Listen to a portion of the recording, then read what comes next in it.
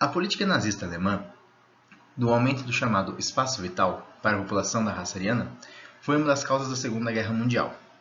Ou seja, a expansão da Alemanha, a tomada de território alemão, aquela expansão, não, nós seremos donos de tudo, nós temos que expandir, nós temos que nos tornar de novo um grande império. Então isso foi uma das causas que motivou a Segunda Guerra Mundial, porque a Alemanha queria tomar espaço e nem todas as nações aceitavam que a Alemanha se impusesse dessa maneira. A Alemanha vinha se rearmando e retomando seu exército após a ascensão nazista, ignorando os termos do Tratado de Versalhes. Como nós vimos anteriormente, desde a ascensão de Hitler, o Tratado de Versalhes foi praticamente ignorado. A Alemanha não tinha mais nenhum tipo de interesse nem convicção em continuar seguindo. No entanto, antes da Segunda Guerra, a Guerra Civil Espanhola, que aconteceu de 1936 a 1939, colocou em ação colaborações em conflitos que posteriormente aconteceram no continente europeu. A Guerra Civil Espanhola foi um conflito iniciado por um golpe de Estado contra o governo de esquerda, que tinha acabado de vencer as eleições em julho de 36. Houveram duas forças principais antagônicas: o nacionalismo, que era o grupo de monarquistas, falangistas, que seriam os fascistas da Espanha, a Igreja Católica e outros, sob o comando de Francisco Franco, e com apoio militar da Alemanha e da Itália. E os republicanos, com socialistas, anarquistas, milícias populares que defendiam a República com ajuda estrangeira, as chamadas Brigadas Internacionais, com apoio da União Soviética e voluntários comunistas, socialistas e anarquistas de várias partes do mundo. Aqui nós vamos falar um pouquinho sobre a Guerra Civil Espanhola, só para conseguir encaixar no contexto que a gente quer chegar.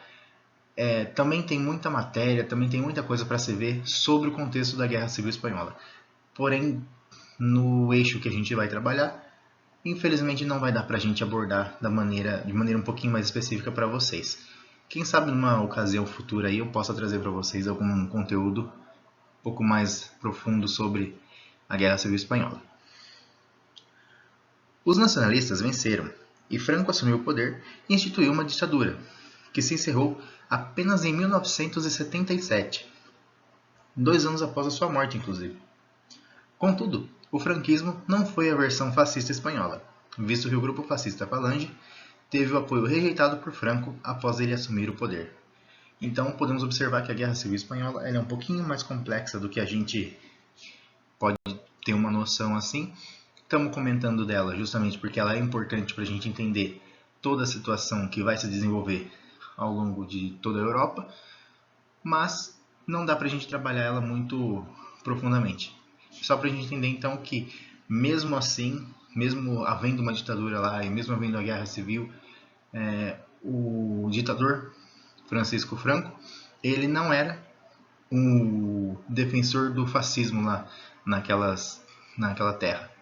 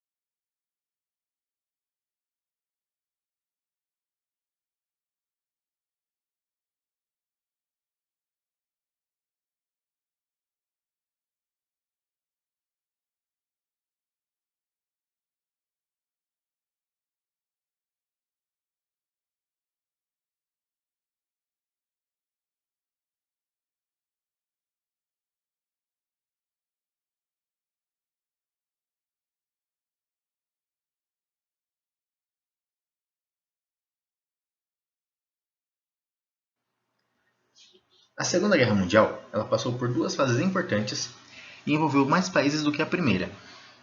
Ainda podia ser considerada uma extensão da Primeira Guerra Mundial, não somente em razão das suas causas, atores e interesses envolvidos, mas também pela continuação da ideia de guerra total, em que populações civis foram engajadas nos conflitos e sofreram seus impactos.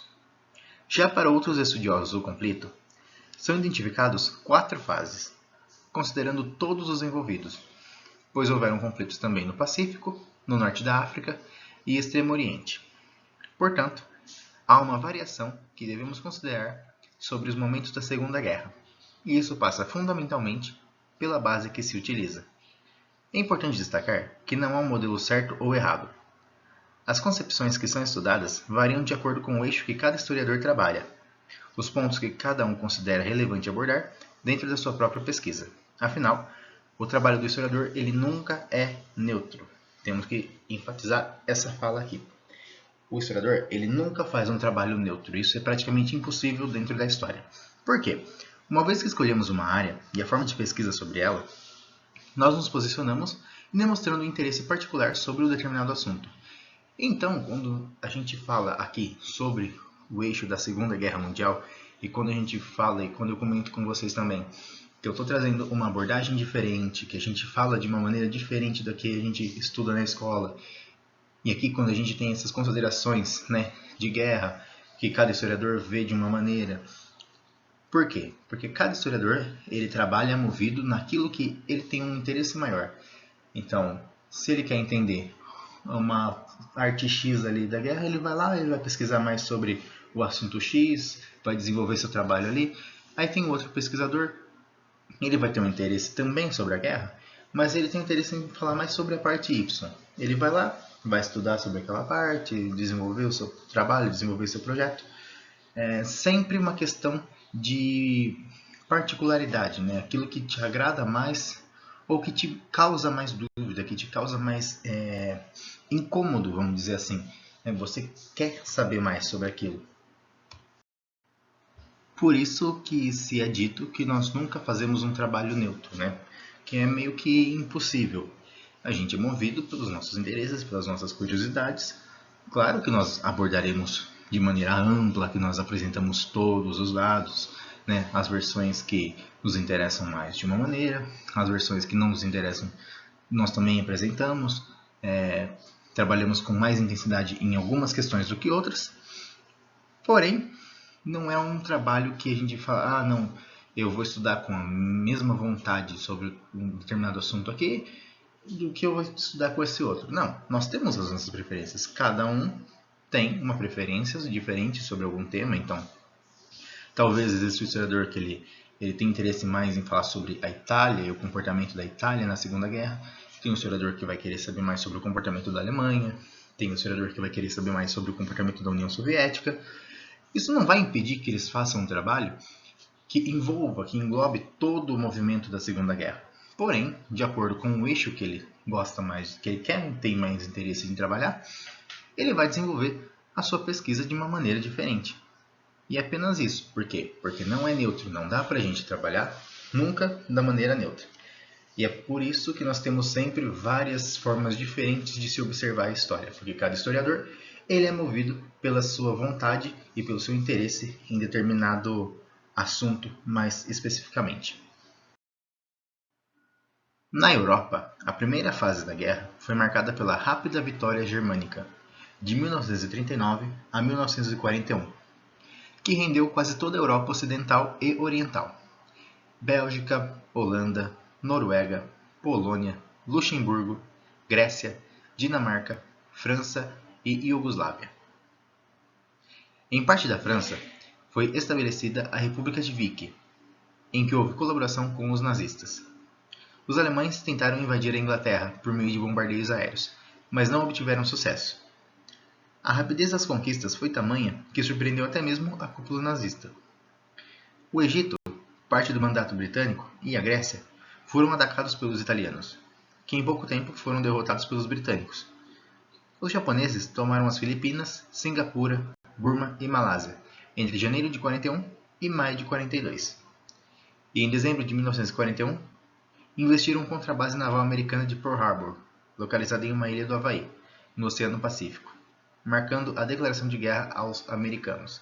Então é aí que os Estados Unidos começam a entrar definitivamente na guerra. Durante a ocupação nazista no oeste europeu, predominou o caos burocrático na administração dos territórios, com expropriação de firmas e empresas. No lado oriental, predominou a pilhagem, a escravização de prisioneiros de guerra e o recrutamento forçado de trabalhadores estrangeiros, a fim de sustentar a economia alemã. Então nós observamos que toda essa movimentação da guerra ele já causa mudanças, sobre a administração dos territórios. Então a Alemanha ela começa a modificar o seu sistema, começa a escravizar seus prisioneiros de guerra, começa a fazer com que os trabalhadores sejam forçados a trabalhar, e isso mantém a economia alemã funcionando para que financie-se a guerra. Aqui de novo trouxe para vocês mais um mapa sobre o comportamento da expansão da Alemanha durante os anos da guerra. Aqui nós temos as três cores do mapa.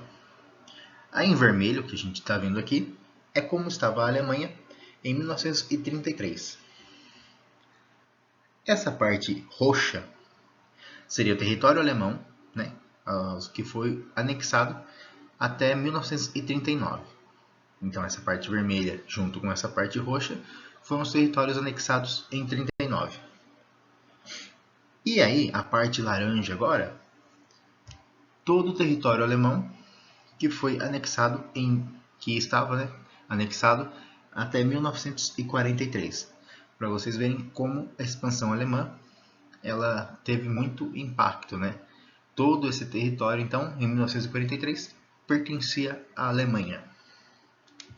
Aqui esse risco azul, essa faixinha azul aí perto de Berlim, seria então a denominação da atual fronteira oriental, que separa então Ocidente e Oriente. Seguindo,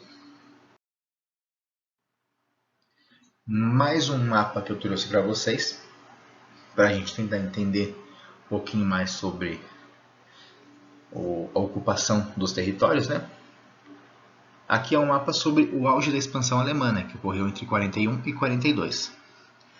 No azul mais escuro é o centro então da Alemanha nazista.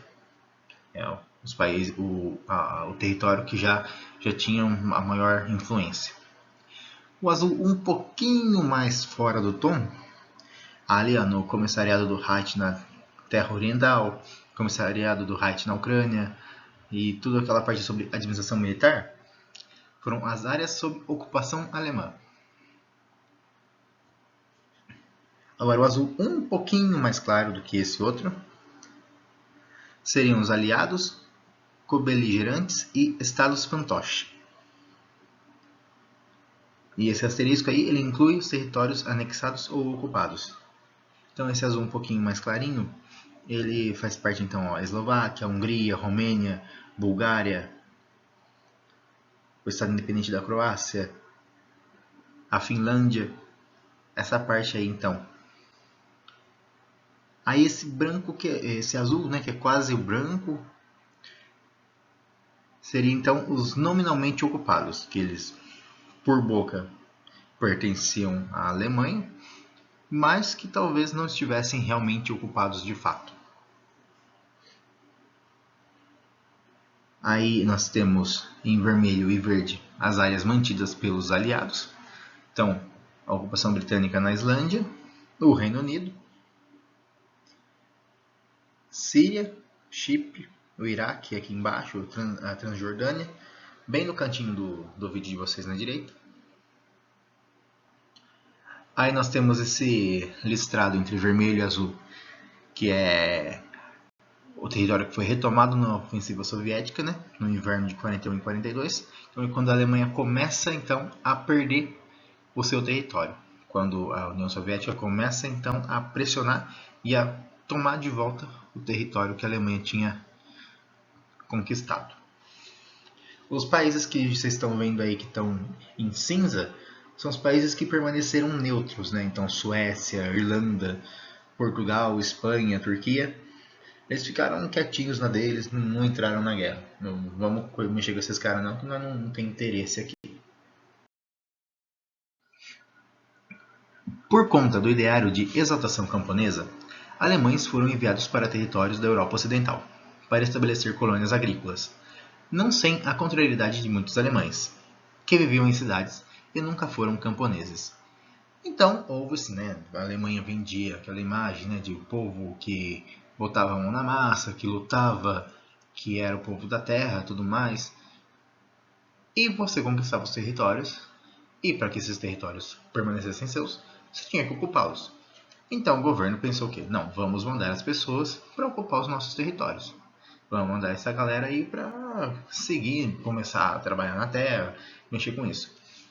E aí eles iam lá, pegavam as pessoas das cidades e mandavam para o campo. Não, agora vocês vão se virar lá. E as pessoas elas criavam uma certa resistência, né, uma certa contrariedade, uma certa indisposição, porque pô, o cara tá lá na cidade. Ele nunca mexeu com a terra na vida, não sabe nem pegar numa enxada. Aí mandam ele pro campo e falam, te vira aí. Aprende a plantar e colher. O cara não sabe fazer isso. Então eles falam, não, pera aí, eu sou da cidade, eu sei trabalhar com outra coisa. Como é que eu vou trabalhar no negócio aqui? Como é que eu vou plantar? Eu não sei plantar. Então havia uma resistência, né? Não só por isso de saber ou não saber, mas também você estava saindo da sua cidade, você estava deixando ali o seu emprego, você estava deixando a vida que você costumava ter para servir a algo que era a defesa do governo, era o plano do governo, mas que você não tinha conhecimento. Então criou-se uma certa resistência aí, uma certa indisposição de alguns alemães, mas sem muito o que falar, né? Eles também tinham que obedecer, porque ia fazer o quê, né? Aí no leste europeu, os nazistas eles construíram os campos de trabalho forçados e os campos de concentração, para onde enviavam os judeus, assim como opositores do regime, socialistas e comunistas, entre outros grupos políticos, pessoas com necessidades especiais e doenças mentais, eslavos, em especial os poloneses, homossexuais, testemunhas de Jeová e ciganos. Isso a gente comentou na aula passada, né, que não eram só os judeus que iam para esses campos de concentração. E antes disso, os nazistas eles já haviam criado guetos para onde levavam os judeus, forçando-os a viver na miséria sob ameaça constante. Em 1942, na Conferência de Wannsee, os nazistas definiram a execução da solução final. Isso é, o que foi então a solução final? Seria o plano de eliminação sumária de todos os judeus da Europa. Meios de execução testados na Alemanha, antes da guerra, foram colocados em prática nos campos, variando de fuzilamento e câmaras de gás a morte por inanição e por exaustão. O que seria a morte por inanição? Então você retira a água e comida da pessoa e ela desenvolve um quadro crítico, que se torna irreversível. No caso da comida, ela pode resistir até cerca de 7 semanas. Já sem a água, o máximo de resistência é 1 semana. Então você tirava a água e comida dessas pessoas, elas iam se desidratando, elas iam perdendo, né, peso, até que se tornava um quadro irreversível, não tinha mais como cuidar delas. E elas sofriam durante todo esse período, até que morressem de fome ou de sede, o que acontecesse primeiro. Essa talvez seja uma das técnicas de tortura, uma das mais agoniantes, eu acho, que eu já ouvi falar. Uma outra técnica que eu não lembro onde foi que eu ouvi sobre ela, procurei até nos livros que eu tenho aqui, não achei. Se eu não estiver enganado, eu ouvi sobre ela ainda no meu período de colegial, mas não consegui achar em nenhum lugar. Era uma técnica de penduramento, então a pessoa ela era amarrada de ponta cabeça, ela era vendada e tinha os seus pulsos cortados.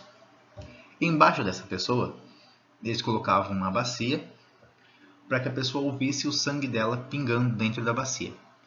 Aí um pouco longe, né, dessa pessoa tinha uma torneira onde eles abriam para que ficasse um som de uma goteira constante e aí meio que rápido, sabe, pique, pique, pique, pique. E a bacia embaixo dessa torneira, ela ficava virada. Para quê? Para que a água batendo naquela bacia, ela fizesse barulho. Nisso, a pessoa que estava lá pendurada de cabeça para baixo, com os pulsos cortados, ela escutava isso, ela acreditava que ela estava perdendo sangue muito rápido. E às vezes essa pessoa, ela nem chegava a morrer por esgotamento dela mesma. Ela, de tanta tortura psicológica, de pensar que ela estava perdendo muito sangue, ela acabava morrendo de psicose antes, né? Ela meio que pifava, né? Eu acho essa uma das técnicas de tortura mais assustadoras que eu vi sobre os campos de concentração. Você imagina, né? O seu cérebro, né? Você está trabalhando aqui, você escuta aquilo, e aí você acaba morrendo antes de morrer, né? De fato, né? Pela tortura, que é você ouvir e pensar que você está ali morrendo e angustiante.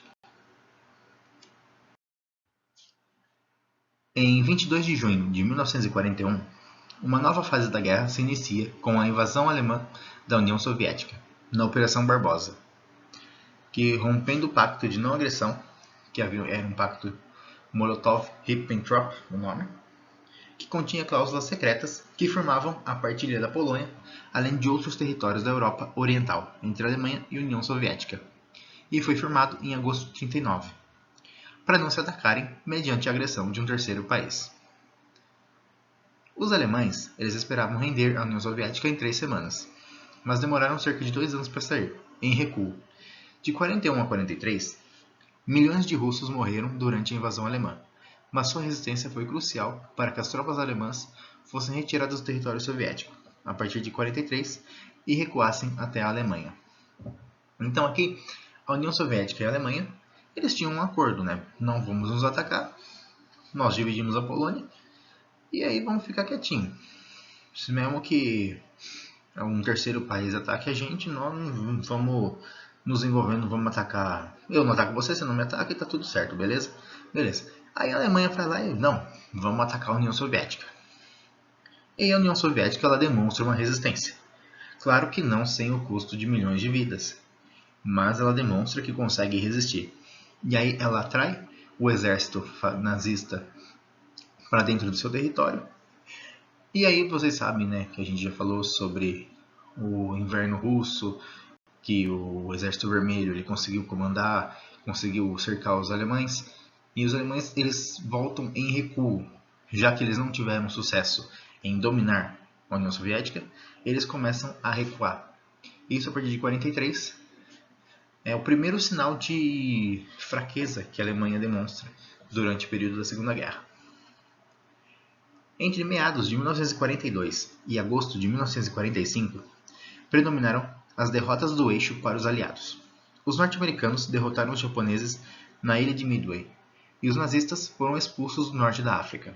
Com a invasão americana e britânica no sul da Itália, o rei italiano Vittorio Emanuele III demitiu Mussolini, que havia proclamado uma república independente, a República Social Italiana, ou a República de Salò, que nós vimos na segunda aula, se não me engano, falando sobre a República de Salò, mas não trabalhamos sobre ela.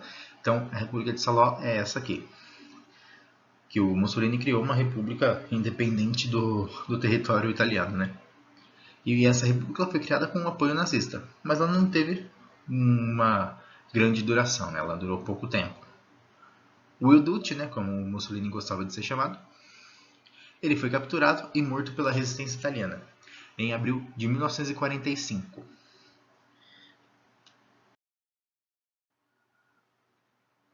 Em 6 de junho de 1944, ocorreu a invasão norte-americana da Normandia, na França, o Dia D, uma das maiores operações militares já feitas, se não a maior, em busca de começar a libertar o noroeste da Europa do nazismo.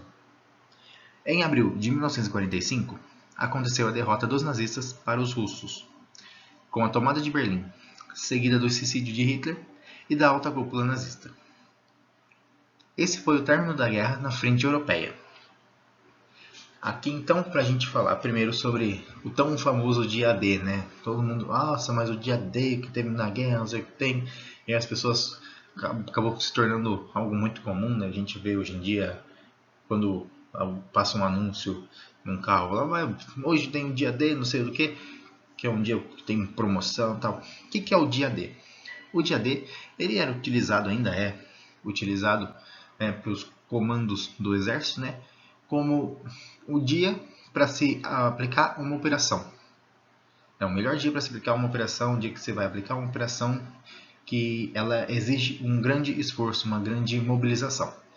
Por isso chama dia D. Não tem nada de misterioso, nada. É só o dia, só o nome como deram que os exércitos eles dão para quando eles aplicam uma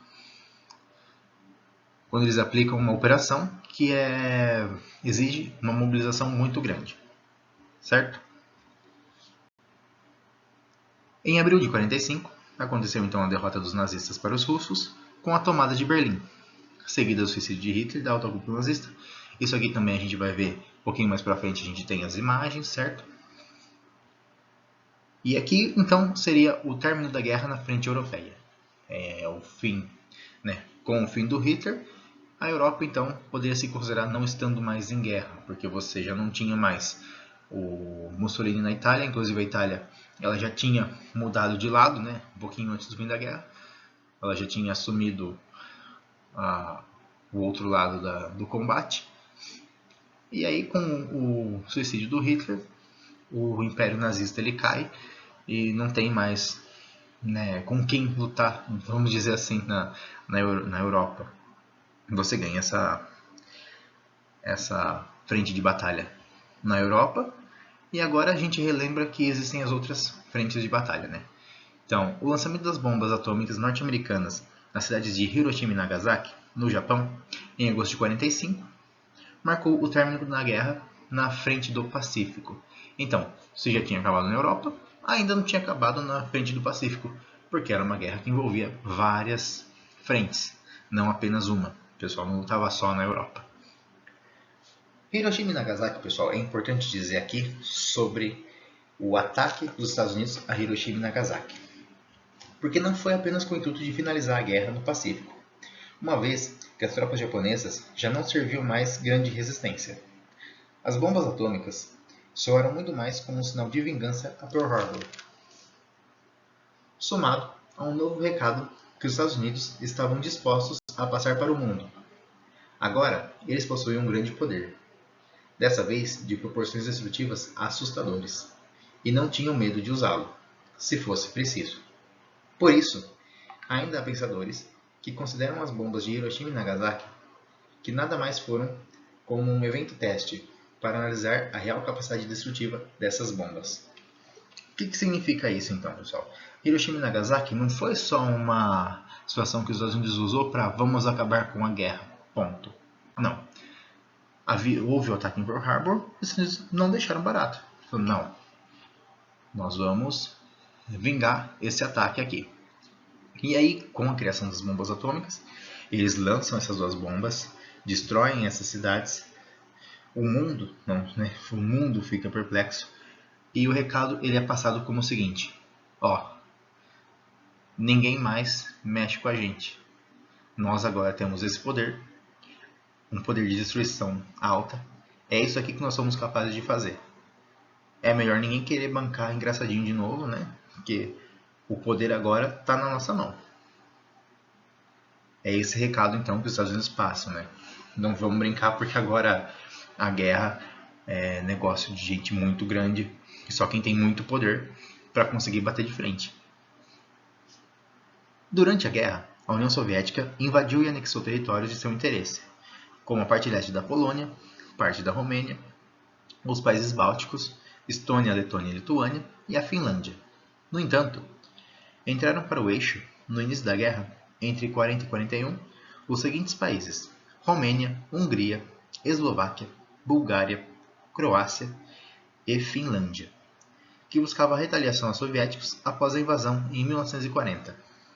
Cada qual abrigava também movimentos fascistas. Então esses países eles tinham alguns movimentos fascistas, né, acontecendo no seu território e eles tinham essa questão de repudiar um pouco a União Soviética, por isso eles estavam contra eles. Outros países passaram a lutar ao lado dos aliados, como foi o caso do Brasil, que em fevereiro de 1942 teve navios mercantes torpedeados pelos nazistas e declararam guerra à Alemanha. Mas somente em 1944, a Força Expedicionária Brasileira, que foi a FEB, ela foi enviada à Europa para lutar na frente italiana. Então, mesmo a gente tendo declarado a guerra em 1942, as primeiras tropas elas foram enviadas para a guerra só em 1944, bem próximo do final então da guerra. Os países invadidos também declararam guerra ao eixo, e a Grã-Bretanha levou suas colônias, em especial no Caribe e na Índia, e seu Commonwealth. O que seria um Commonwealth? É um grupo formado por diversos governos para definir uma série de organizações não governamentais. Então esse grupo ele fazia parte então Nova Zelândia, Austrália e Canadá. Eles foram levados à guerra para proteger seus territórios e seus mandados no Pacífico, no Oriente Médio e na África. A Índia e o Quênia foram colônias britânicas que forneceram um grande contingente de soldados. Países da América Central, aliados aos Estados Unidos e próximos dos conflitos no Pacífico, também declararam guerra ao eixo, em geral, após a declaração de guerra dos norte-americanos. Outros países latino-americanos, na América do Sul, sofreram pressão dos estadunidenses para se juntar aos aliados. Países como Turquia, Portugal, Suíça e Uruguai permaneceram neutros durante quase todo o conflito. Turquia e Uruguai declararam guerra à Alemanha somente no finalzinho. Então, bem próximo mesmo do fim da guerra, então Turquia e Uruguai resolveram se manifestar. Quem não enviava tropas fornecia matéria-prima para armamentos, combustíveis, locais para bases aéreas, navais, terrestres. Todos os 5 continentes foram envolvidos nessa guerra, e suas consequências também foram mundiais, em diferentes escalas. E a seguir nós montaremos um esquema para tentar definir melhor as posições dos países. Lembrando que será apenas uma colocação aproximada, visto a quantidade de países que se moveram durante a guerra. Então, a lista dos países envolvidos na Segunda Guerra Mundial. Os países do eixo. A Alemanha, que esteve desde o começo, desde 1939. A Itália, ela começou em 1940 e ela terminou em 43, quando a Itália muda de lado e ela faz parte dos aliados. Então, os 2 últimos anos da guerra, a Itália luta ao lado dos aliados. O Japão, também desde 1939, está lutando ao lado da Alemanha, no eixo. Romênia, de 1940 a 1944. A Hungria, de 1940 até ali 1944, comecinho de 1945. A Eslováquia, ela entra em 1940 e segue. Bulgária, então, de 1940 a 1944, também muda de lado. Finlândia, em 1940, também entra e segue. E a Tailândia entra em 1942. Esses então são os países do eixo. Países aliados. A Grã-Bretanha, desde 1939, A França também desde 1939, mas lembrando aqui que houve uma invasão nazista em 1940, que criou a República de Vic.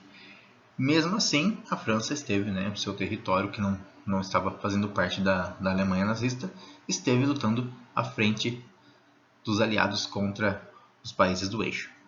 A Dinamarca entra em 1940, a Noruega também em 40, a União Soviética ela entra em 1941, após a invasão das tropas nazistas no seu território. Os Estados Unidos também entram em 1941, quando acontece o ataque a Pearl Harbor. Aí Panamá, Guatemala, Nicarágua são esses países que vão junto com os Estados Unidos, Os Estados Unidos fazem meio que vocês vão lá junto com a gente, porque não pode ficar assim não. E eles acabam entrando também na guerra junto com os Estados Unidos em 1941. O Brasil declara guerra oficialmente em 1942, mas envia suas tropas, suas primeiras tropas, apenas em 1944. O México também entra em 1942. O Irã entra também em 1942. A Bolívia entra em 1943. Aqui a Itália, que eu tinha falado já no slide anterior, ela fica de 1943 até 1945, que foi após a queda de Mussolini, que a Itália então troca de lado e começa a defender os aliados. Aí a Romênia, Bulgária e a Hungria, que também estão do lado de lá, elas mudam no finalzinho também. Elas lutam em 1944 e 1945. Elas lutam também ao lado dos aliados. A Argentina e Peru, elas entram somente bem no finalzinho também da guerra. Elas assumem seu lado em 1945 apenas. Países neutros que a gente comentou, tem Portugal, Suíça e Espanha. A Espanha vale destacar que ela se manteve neutra principalmente por conta da sua guerra civil, né? Ela se mantinha lá em um conflito próprio. E aí Uruguai e Turquia ficaram neutros também até 1944. E aí sim eles declararam guerra ao eixo. Aqui então, ó, avanços e vitórias dos países do eixo. De setembro de 39 a 1941, as invasões alemãs. Então a Alemanha invade, nesse período, Bélgica, Holanda, Noruega, Polônia, Luxemburgo, Grécia, Dinamarca, Iugoslávia e França.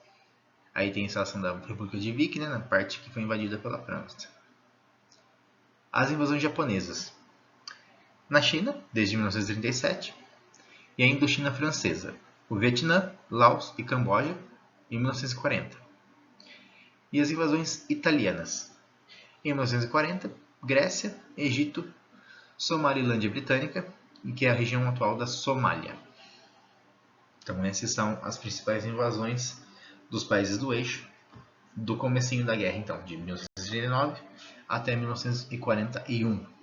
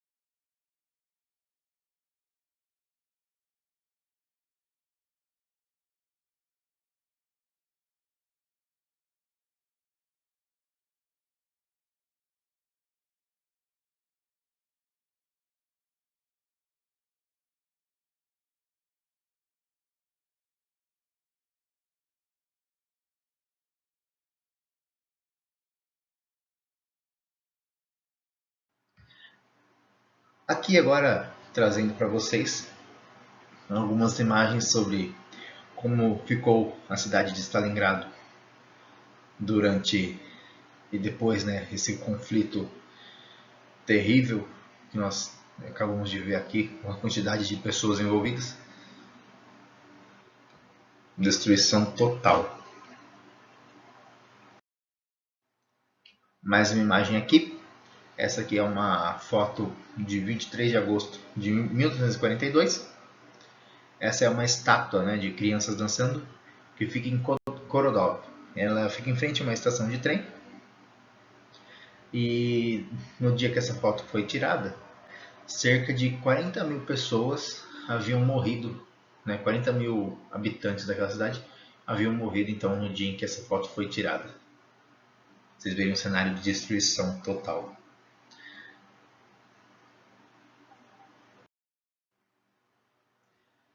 Agora seguindo então, de julho de 1943 a agosto de 1945. A derrota italiana entre 43 e 44, né, que foi a invasão americana e britânica no sul da Itália, provoca a demissão de Mussolini pelo rei Vittorio. Mussolini ele proclama então uma república independente, a República Social Italiana, que também ficou chamada como a República de Salò, como a gente viu. Com apoio nazista, mas de curta duração. Ele foi rapidamente capturado e morto pela resistência italiana em abril de 1945. A resistência italiana, vocês devem se lembrar, a gente estudou sobre ela na segunda aula, né? Tinha até o canto e tudo mais, a mobilização que eles tinham. A invasão norte-americana na Normandia, que teve o dia D, a gente também já comentou sobre o dia D e tal, que foi em 6 de junho de 1944. Essa também é uma data muito importante, uma das mais importantes, mais expressivas derrotas que o exército nazista sofre. A derrota dos nazistas pelos russos, a tomada de Berlim, o suicídio de Hitler e da alta cúpula nazista, e o término da guerra na frente europeia. As bombas atômicas norte-americanas no Japão, o término da guerra em agosto de 45, na frente do Pacífico, e a rendição oficial do Japão em 2 de setembro de 1945. Então nós temos esses dois últimos ícones aqui, que é a derrota dos nazistas, então, quando os nazistas tomam Berlim, não só Hitler como membros da alta cúpula nazista, eles decidem pelo suicídio. E ali então nós temos o término da guerra na Europa. Porém a guerra ainda não tinha acabado, e aí quando as bombas atômicas elas são lançadas no Japão, a gente tem o término da guerra na frente do Pacífico. E a rendição oficial do Japão ela só acontece no dia 2 de setembro. Aqui algumas imagens, registros do dia D, a invasão dos norte-americanos no território.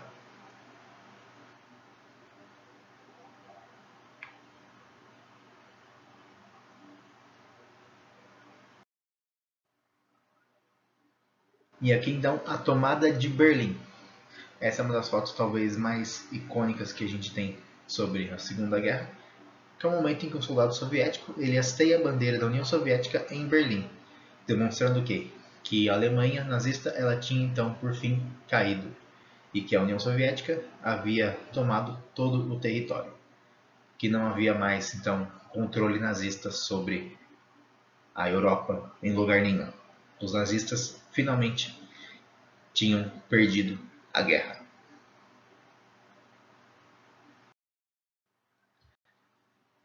Aqui mais duas imagens impressionantes, né? O momento das bombas de Hiroshima e Nagasaki.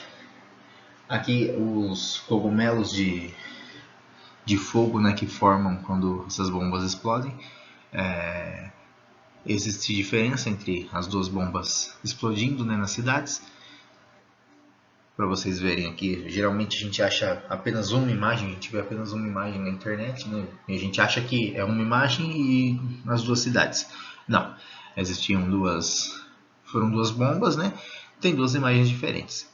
Achei para vocês então a diferença entre elas, para que a gente não acabe não confundindo. Até porque geralmente a gente vê mais a imagem de Nagasaki, né? Ela é mais conhecida do que a imagem da bomba explodindo em Hiroshima.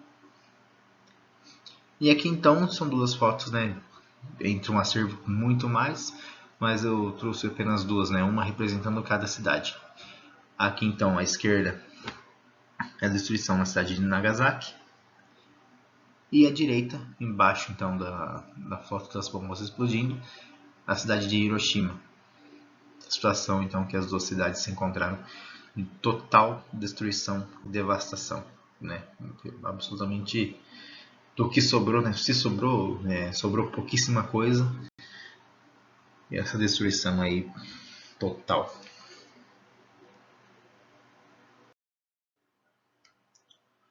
Há controvérsias na explicação das razões que levaram os Estados Unidos a explodir duas bombas atômicas no Japão.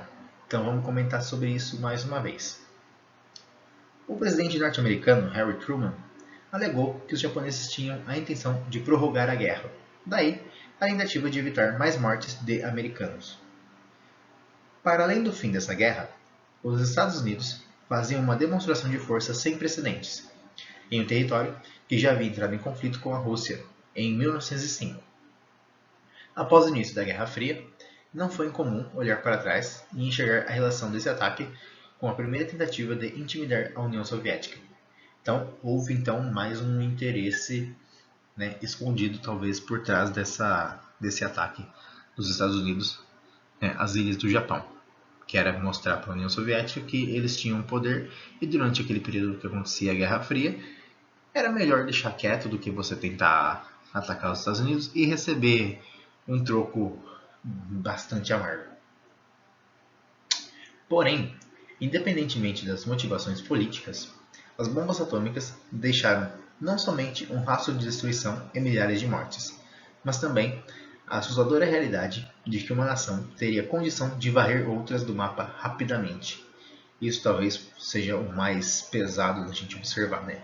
Que uma bomba podia dizimar a vida de milhões de pessoas em um piscar de olhos. O imaginário do Holocausto nuclear passou a fazer parte dos mitos coletivos do mundo durante as décadas seguintes, e tem razões de existir por conta do crescimento do armamento nuclear nas principais potências.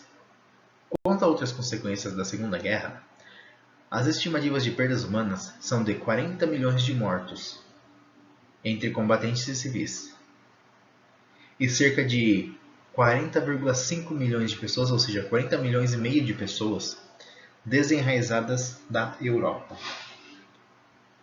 O que seria desenraizadas? Pessoas deslocadas de suas origens, né? Pessoas que perderam seu lugar de viver, que não tinham mais casa, não tinham mais para onde estar. Ficaram sem onde ir, sem onde viver, sem onde morar. São números absurdos, né? E essa ameaça que a gente fala sobre o holocausto nuclear, ela perdura até hoje, né? Porque nós sabemos que existem pelo menos 8 nações que possuem esse armamento pesado.